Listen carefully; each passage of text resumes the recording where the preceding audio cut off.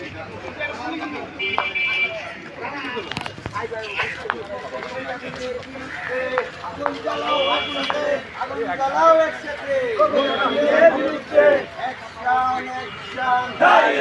action!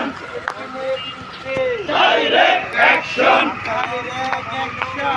জমিনের বিরুদ্ধে direct action! হুঁশিয়ার সাবধান! আওয়ামী লীগের দালালেরা! হুঁশিয়ার সাবধান! আওয়ামী লীগের দালালেরা! আমাদের এই সমাবেশ ফ্যাসিস্টের হাত থেকে সোনার বাংলাদেশকে রক্ষা করার সমাবেশ।